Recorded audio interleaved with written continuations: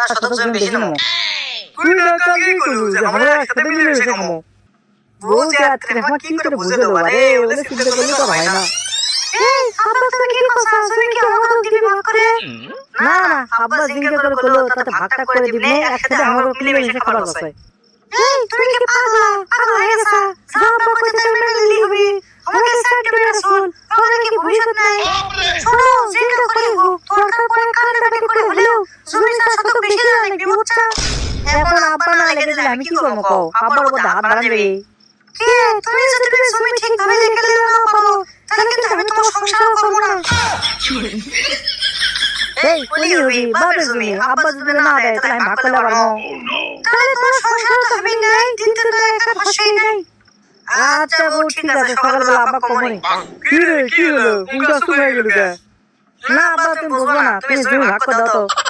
তোক তো আমি কালকেই কইছি জমি হইলে ভাগটা করে দেওয়া যাবে লাই। এমনি তোদের মধ্যে যে অশান্তি শুরু করছিস তোরা মারামারি করবো চিন্তা অবস্থা কিছু।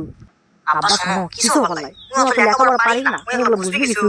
তুমি তাহলে কি সই দেবা না হলে সাত করে দেবা তোমার ব্যাপার। তুমি বিয়ে করে দাও আর আমি দুই সদস্য একসঙ্গে কিছু বুঝবে না বলে নেই। তুমি চলো কালকে চলে রেস্টুরেন্টে চলো, যে লেগে দাও কি আছে ঝগড়া তোমার খিলেও আমি কি আছে, দুপুরবেলা একটা পেট মশলা খাওয়া।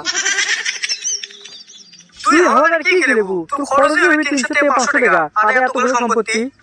আচ্ছা তোমাকে আমি হাজার দেখতে দেব মানে একটা তোমার কল লাগবে, তুমি না করলে আমি তোমার পকেটের মধ্যে বুঝে দেবো কি আছে।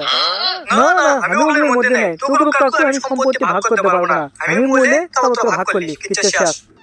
আব্বা তুমি এই কথা কই না আব্বা। আজকে আমার বউ চিন্তা করে আমার কথা আব্বা বাইরে থাক করলে তাই। তুমি যদি ভাগ করে না দাও আমি বাবা বাড়ি চলে যাবি, বলে আমি কাকে থাকবো আব্বা।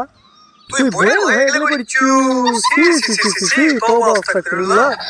কেন ওর কথা মতো চলা লাগবি? তুই একটা হ্যান্ডসাম ফুল, হ্যাঁ? এখনো বিয়ে দিলে তুই 3 সেটে বউ হবি। তুই কোনো চিন্তা করিস না, ওই চলে গেলে আবার তো বিয়ে দেবো কি আছে? আব্বা তুমি তো কিছু বলতে না আব্বা।